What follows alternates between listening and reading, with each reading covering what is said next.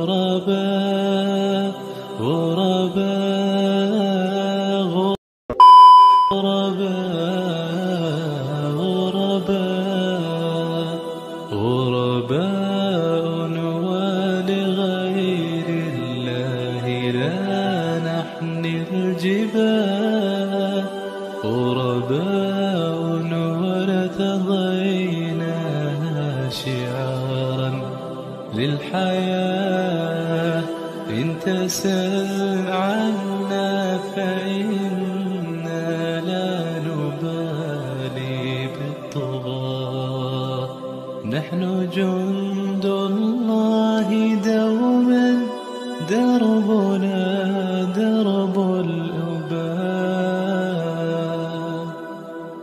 كم تذاكرنا زمانا يوم كنا سعداء في كتاب الله نتلوه صباحا ومساء كم تذاكرنا زمانا.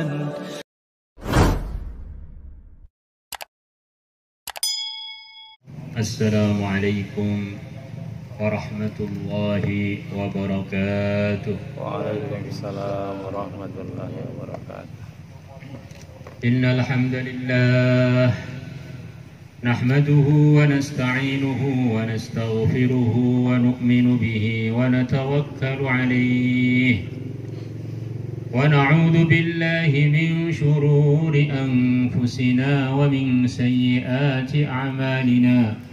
من يهده الله فلا مضل له ومن يضلله فلا هادي له محمد وعلى آله وأزواجه الله عليه وسلم استوصوا بالنساء خيرا أو كما جاء في الحديث. Hadirin hadirat yang kami muliakan, di antara perkara yang terpenting di dunia ini yang semestinya diusahakan oleh setiap manusia yang pengen beruntung, yang mana dunia itu hanya sementara dan yang sementara itu sudah banyak berlalu, adalah mengumpulkan pahala sebanyak-banyaknya untuk bekal akhiratnya. Selepas diteliti oleh banyak ulama, ternyata di antara asbab terborongnya pahala yang begitu besar di dunia ini, jadi pengumpul pahala ketika orang itu masih hidup atau bahkan selepas wafat atau bahkan sampai anak cucu, adalah pernikahan-pernikahan yang barokah. Maka orang itu kalau nikah dan nikahnya barokah, itu sama aja dia ini membuat markasnya pahala, pabriknya pahala, turun-temurun sampai hari kiamat. Maka diceritakan dalam Al-Quran, orang-orang beriman, kemudian anak cucunya beriman, yang awal-awal sudah masuk surga, anak cucunya semuanya akan dimasukkan surga asalkan sama-sama beriman.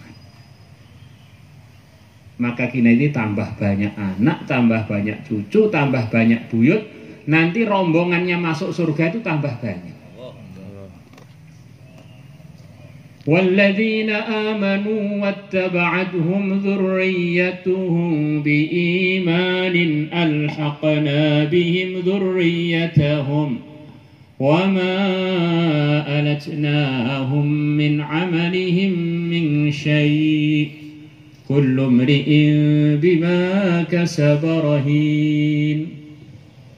Orang-orang beriman diikuti anak cucunya dengan beriman, akan tak susulkan dengan mereka orang-orang beriman anak cucu mereka tanpa aku pedulikan perbedaan amalannya.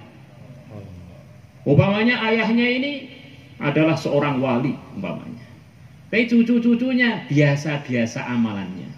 Karena barokahnya ada nasab dengan kakeknya yang hebat tadi, dia akan disusulkan di surga bareng kakek. Begitu juga sebaliknya. kakeknya biasa-biasa saja, tapi anak cucunya pada hafidh-hafidhoh, nanti kakeknya, ayahnya dikatrol derajatnya oleh anak-anaknya yang lebih bermutu melebihi kakek-kakeknya. Sebagaimana kita baca dalam fadilah orang yang punya anak yang hafidh, hafidhoh, atau alim, atau alimah. Maka ada seorang soleh, anaknya banyak. Ditanya anaknya kok banyak? Lu saya ini mau buat rombongan ke surga, kalau sedikit kan rugi. Allah. Ditambah banyak anak, asalkan ada kemampuan melahirkan banyak-banyak, itu sebetulnya kita tambah banyak aset di dunia ini dan di akhirat. Allah. Kalau setiap orang Islam itu anaknya umumnya 25, nggak ada kalah pemilu itu. Allah. Gitu. Allah. Jadi masya Allah. Nah ini orang-orang yang non Muslim banyak anaknya, yang Muslim malah kurang percaya diri, ini gimana? Allah. Ini diantara arahan agama, kalau orang itu nggak punya udzur, memang suruh banyak anak. Tazawwaju al-waduda al-waluda.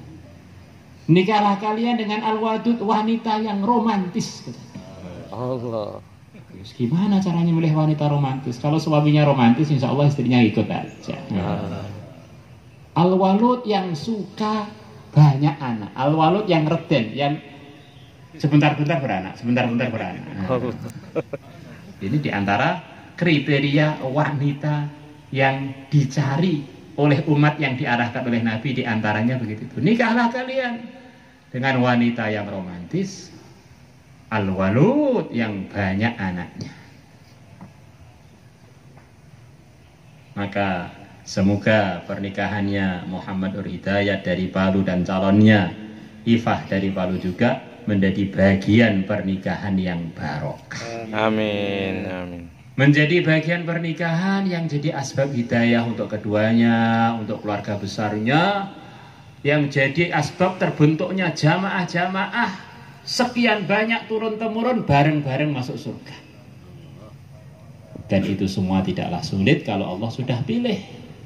Lah biar kita ini semua dipilih oleh Allah, jadikanlah kehidupan kita 24 jam ikut orang-orang terpilih, ikut Rasulullah melalui sahabat yang telah mempraktekkan arahan-arahan yang mulia Nabi besar Muhammad sallallahu alaihi wasallam. Pernikahan itu biar barokah, biar romantis. Di antara arahan sebagian ulama adalah bagaimana usaha suami dan istri itu sampai pada kriteria terbaik dalam bersikap pada suami atau bersikap pada istri. Kriteria terbaik adalah suami nikah dengan istri itu merasa diuntungkan dengan istrinya itu. Saya ini untung dapat dia.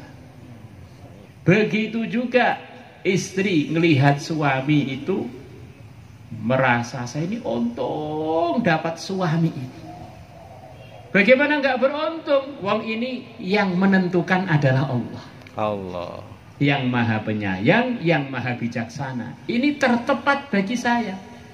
Seluruh dunia milihkan, yang selain ini tidak akan dapat.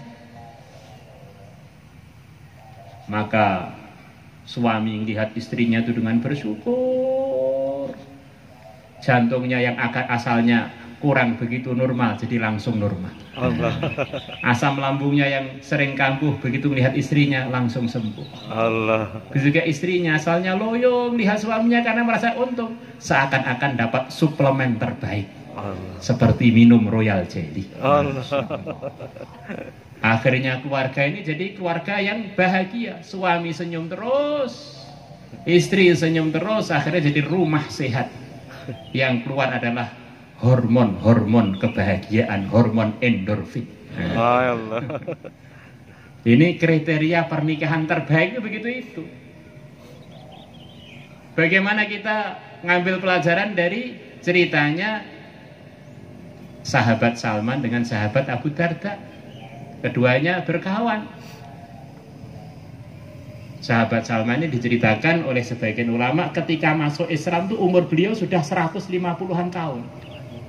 Maka beliau diceritakan sering ngelamar itu ditolak. Ngelamar saudarinya Sayyidina Umar, oleh Sayyidina Umar enggak dijawab-jawab. Sebetulnya itu sudah penolakan halus ya, sudah sepuh bagaimana. Maka kalau orang itu kurang laku-laku nikah asalkan takwa gak masalah. Sahabat pun juga ada yang begitu. Allah. Akhirnya beliau bilang pada Abu Darda itu ada keluarga itu saya dengar punya putri yang sesuai untuk dilamar. Lamarkanlah untuk saya. Bahkan dalam sebagian riwayat Sayyidina Salman itu ketika masuk Islam umurnya sudah 300-an tahun. Bahkan ada sebagian riwayat Sayyidina Salman itu pernah ketemu dengan Nabi Isa sendiri. Jadi umurnya sudah 5 abad. Sepuh banget. Maka Abu Darda datang kepada keluarganya. Saya diutus Salman untuk ngelamar keluar putri antum. Untuk Salman, waduh kalau untuk Salman kami keberatan, tapi kalau untuk kamu kami siap. Akhirnya Abu Darda pun menikah dengan orang yang diingini Salman untuk dinikahi. Nggak muncul-muncul, benar Abu Darda? Ya. Maka beliau tunggu-tunggu akhirnya ketemu. Abu Darda kemana sih? Tak suruh ngelamar kok nggak muncul-muncul. Saya malu ketemu antum Salman. Ternyata yang diterima saya, tak nikahi aja.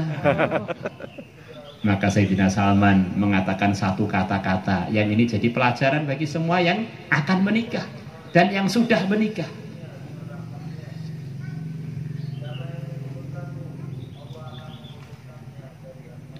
Seharusnya yang malu itu saya. Loh kok bisa? Iya, karena berarti saya menginginkan yang bukan jatah saya. Ternyata itu jatah kamu. Jadi dari otaknya suami, otaknya istri nggak boleh ada gambaran saya ini sebetulnya mau dapat si itu, ternyata dapatnya si ini. Ini bibit menjadikan pernikahan itu kurang barokah. Jadi terbaik yang nakdirkan adalah Allah yang maha kuasa, yang maha tahu segalanya. Andaikan seluruh dunia kumpul jadi satu untuk nyarikan selain si ini, selain si dia, tidak akan dapat kecuali si dia. La ilaha illallah.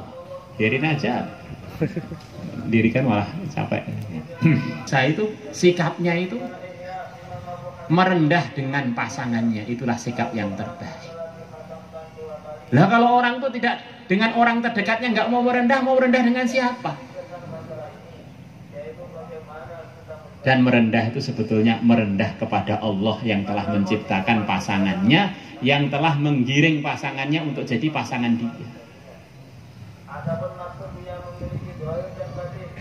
Ini ada kaitannya dengan takdirnya Allah. Rombongannya Jalaluddin Ar-Rumi sampai ke Madinah. Maka ada sebagian rombongannya membentak anjing yang ada di Madinah. Maka oleh Jalaluddin dimarahi, jangan bentak anjing Madinah, ini anjing yang dekat dengan tempatnya Rasulullah, ini tetangganya Rasulullah. Allah. Jadi beliau mendidik murid-muridnya dengan anjing pun harus sopan. Lah ini istri ini hambanya Allah, suami ini hambanya Allah, orang beriman, ini raja, ratu besar di surga. Apa sih aibnya kalau saya merendah pada suami, merendah pada istri? Itu malah satu kemuliaan. Merendah pada orang beriman demi ridhonya Allah. Tidak ada di dunia ini orang yang lebih dekat dengan kita melebihi suami atau melebihi istri. Dekat sampai seperti perangko. Masya Allah, benar-benar dekat. Maka kalau ada yang dekat aja kita nggak bisa bersikap yang sesuai, ya dengan siapa lagi? Kemudian kriteria nikah yang terjelek adalah kalau suami atau istri merasa rugi dapat pasangannya. Saya ini nilainya 10, kamu hanya 5, berarti ini kembali 5. Masya Allah. Akhirnya melihat istrinya itu langsung kambuh jantungnya. Nah, melihat suaminya itu langsung kambuh mahnya. Akhirnya jadi keluarga yang berantakan. Yang mana hakikatnya ini adalah dari lemahnya iman kepada ketentuan Allah. Maka sering ulama-ulama ulangi lagi sikap-sikap yang tidak benar atau sikap-sikap yang benar itu sumbernya dari imannya seseorang. Maka tidak ada orang yang imannya melebihi para anbiya, maka sikapnya terbaik ya para anbiya itu. Imannya sempurna, sikapnya sempurna. Sahabat YouTube, terima kasih ya sudah menonton video ini. Bagi yang belum subscribe, silahkan di subscribe dan juga klik tanda lonceng untuk mendapatkan pemberitahuan video-video menarik berikutnya. Dan jika video ini bisa menjadi motivasi dan inspirasi, silahkan di share ke yang lain. Wassalamualaikum warahmatullahi wabarakatuh.